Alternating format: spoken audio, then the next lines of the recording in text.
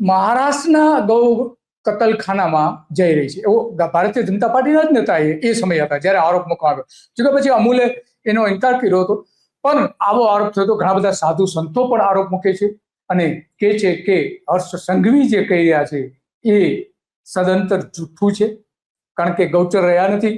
10,000 ગામોમાં આ સમસ્યા છે. જે ગાયની વસ્તી પ્રમાણે ગૌચર હોવા જોઈએ એના 10% પણ અત્યારે બચ્યા નથી.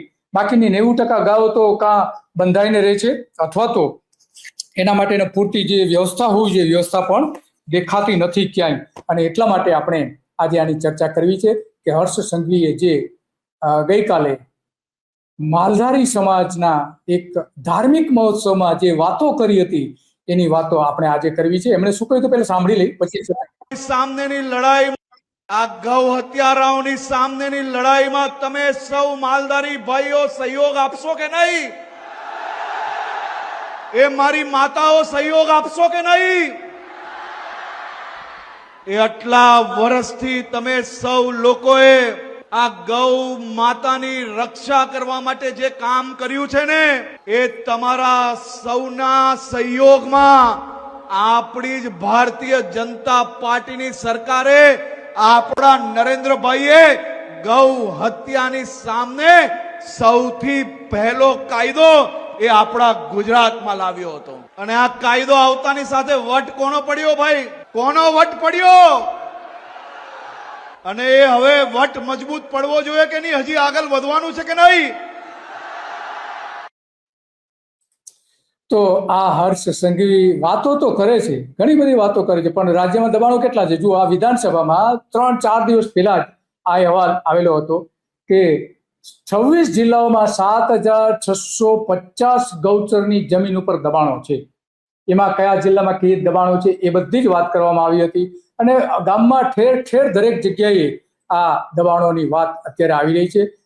સુરેન્દ્રનગરમાં જે ગૌશાળાનું લોકાર્પણ હતું એમાં આ હર્ષ સંઘવી બોલી રહ્યા હતા અને માલધારી સમાજ સમક્ષ બોલી રહ્યા, કારણ કે દુધરેજ વઢવાણા ભગવાન મંદિર જે છે ત્યાં એ આ કાર્યક્રમ હતો. એના મહંત જે છે કનીરામ છે. અને એ આ જે વાત આપણે એટલા માટે કરવી પડે છે કે સરકાર જે કંઈ કહે છે એ બધું સાચું હોય છે એવું માની લેવાને કોઈ કારણ નથી, કારણ કે સરકારની ગૌચરની જમીનો ઉપરના કેવા દબાણો છે એ આપણે જાણીએ છીએ. પરંતુ આ મંદિરના જે મહંત છે કનીરામ બાપુ, એમણે નરેન્દ્ર મોદીથી લઈને તમામ મુખ્યપ્રધાનોને વારંવાર માગણી કરી છે કે ગૌચરની જમીન અમને વધારી આપો. વધતી તો નથી, ઘટી રહી છે. અને ત્યાર પછીના મુખ્યપ્રધાનથી લઈને ઘણા બધા રાજ્યો 2022માં આ જ ભારતીય જનતા પાર્ટી ગૌ નિયંત્રક કાયદો લાવવા માંગતી હતી. એનો વિરોધ બાપુએ કર્યો હતો અને દૂધ નહીં આપવા માટેનું એલાન કર્યું હતું બાપુએ, અને એ કાયદો સરકારે પડતો મૂકવો પડ્યો હતો. પરંતુ એમને જે વચન આપ્યું હતું આ સરકારે, એ વચન પ્રમાણે કામ ન કર્યું એમને, બિલકુલ નહીં. અને એટલા માટે આપણે વાત આજે કરવી છે કે એમણે કામ તો ન કર્યું, પરંતુ પાછલા બારણેથી નો કેટલ ઝોન જાહેર કરીને અલગ અલગ શહેરોમાં એમણે ગાયો પર પ્રતિબંધ મૂકી દીધો. સુરત, અમદાવાદ આથી લઈને. જોકે કેટલાક લોકો કહે છે કે એ વાત બરાબર છે, શહેરમાં ગાયો ન હોવી જોઈએ, કેટલાક લોકો કહે છે કે ના હોવી જોઈએ. તો એ થોડો વિવાદનો મુદ્દો છે, પણ આવી વાત ત્યારે આપણી સમક્ષ આવી હતી. અને બાપુને જે વચન આપ્યું હતું એ વચનનો ભંગ આજ 2022માં ભૂપેન્દ્ર પટેલની સરકારે કર્યો હતો. કારણ કે આપણે જાણીએ છીએ કે ગુજરાતમાં 2 દાયકામાં દૂધના ઉત્પાદનમાં 9.26% વધારો થયો છે. વર્ષે 118 લાખ મેટ્રિક ટન દૂધનો વધારો થયો છે. પશુઓની સંખ્યામાં કોઈ વધારો નથી થયો, ઘટાડો થયો છે. 2019માં સૌથી વધુ તો આ દૂધ આવે છે ક્યાંથી? આટલા મોટા પ્રમાણમાં 9-10% વધારો ક્યાંથી થાય છે?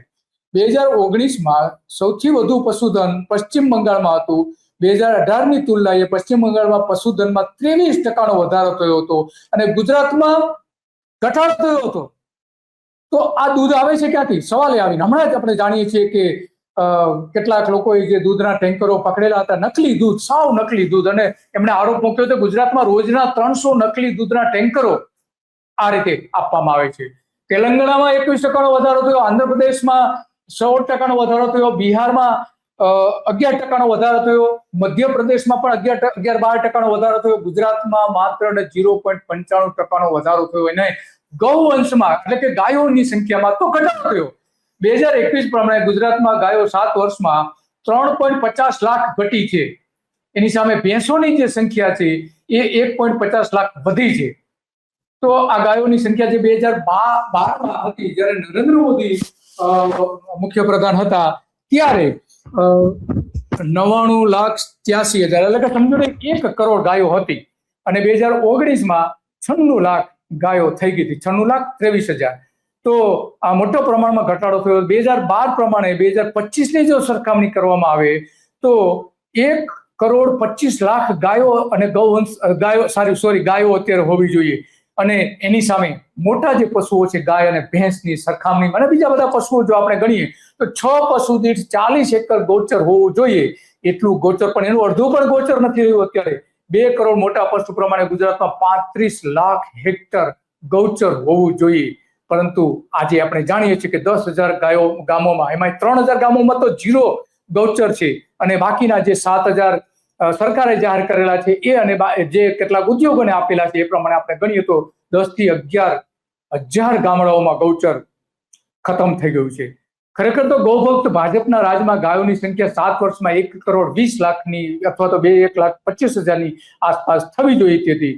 1,25,00,000 જેવી થવી જોઈતી હતી. એ હિસાબે 27 લાખ ગાયો ઓછી છે. કેમ ઓછી છે?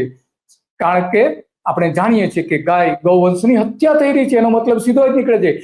ગાય અને વાછરડાનું જે પ્રમાણ છે, સામાન્ય રીતે જે અનુભવી લોકો છે એ એવું કહે છે કે 60 થી 55% વાછરડીઓ હોવી જોઈએ અને 40 થી 45% વાછરડાનો જન્મ થતો હોય છે. તો એના કમ્પેરિઝનમાં અત્યારે ગાયોની સરખામણી જે ગાયો આપણે ગણીએ 96 લાખ, તો બળદ પણ ઓછામાં ઓછા 70 લાખની આસપાસ હોવા જોઈએ, પરંતુ છે માત્ર 16-17 લાખ બળદ અને સાંઠ. તો બાકીના બળદ ક્યાં ગયા? કોણ લઈ ગયું? કઈ રીતે ગયા? એ સવાલ આજે ઉભો રહે છે. કારણ કે બળદોની સંખ્યા જે છે જે રીતે ઘટી રહી છે, અને એટલા માટે આ વાત કરવી છે આપણે. અને વાત કરવાના ઘણા બધા કારણો પણ છે. આપણે ભાજપ સામે જે આરોપ મૂક્યા હતા, ગાયોનું આંદોલન ચાલતા, ગાયો માટે લડતા કિરણ દેસાઈ શું કહી રહ્યા છે એ સાંભળીએ. હું કિરણભાઈ દેસાઈ, આમ આદમી પાર્ટી માલધારી સેલ પ્રદેશ પ્રમુખ. આજે ફરીથી માનનીય નાયબ મુખ્યમંત્રીને હર્ષભાઈ સંઘવીને ગાય માતાની યાદ આવી. આ ભાજપ વાળાઓને વર્ષોથી ગાય માતાના નામે રોટલા શેકવાની ટેવ પડી ગઈ છે. મિત્રો ખૂબ સમજવાની છે જરૂર છે. માનનીય મુખ્યમંત્રી નરેન્દ્ર મોદી સાહેબ, જે અત્યારે હાલમાં વડાપ્રધાન છે, એ જયારે મુખ્યમંત્રી હતા ને ત્યારે પણ આવું જ બોલતા હતા. એક પણ કસાઈઓને છોડવામાં નહીં આવે, એક પણ કસાઈઓને અમે છોડીશું ને, એક પણ ગાય માતાનું લોહી આ ધરતી પર વહેવા નહીં દે, ગુજરાતની ધરતી પર. પણ જયારે માનનીય મુખ્યમંત્રી નરેન્દ્ર મોદી સાહેબ જયારે અત્યારના હાલના વડાપ્રધાન છે ને, ત્યારથી આ ગૌ હત્યાનો સિલસિલો ચાલુ થઈ ગયો છે. ગુજરાતમાં ખુલ્લે આમ આપણે વારે ઘડીએ એવા દ્રશ્ય જોઈ રહ્યા છે કે કસાઈઓ પોતાની ગાડી લઈને આવે અને ગાય માતાની હત્યા કરે અને ગાય માતાને લઈ જાય છે. માનનીય ગૃહમંત્રી સાહેબને પણ કહેવા માંગુ છું, આપની પોલીસને અમે વારે ઘડીએ એવી અરજીઓ કરી છે, અને સાહેબ શ્રી ગાય માતા રખડતી કેમ થઈ, આ કસાઈઓ બેફામ કેમ બન્યા, તે પણ તમારી પોલીસને પૂછજો. અને આ 2 પગવાળા તમારા આખલાઓ જે ગાય માતાના ગૌચર ચરી ગયા ને, એટલે ગાય માતા રોડ ઉપર આવી છે અને કસાઈઓ લઈ જાય છે. અને બહુ જ આપણે વચન આપ્યું છે ને, તો ચાલો આપણે બંને સાથે મળીને આ વચન નિભાવવા સાથે. હું તમને બતાવું કે ગુજરાતમાં તો કસાઈઓ ખુલ્લેઆમ ફરી રહ્યા છે, પણ આપની એએમસીમાં આજ પણ આપને પણ લેટર લખ્યો છે, માનનીય વડાપ્રધાનને લખેલો, માનનીય ગૃહમંત્રીને પણ લખેલો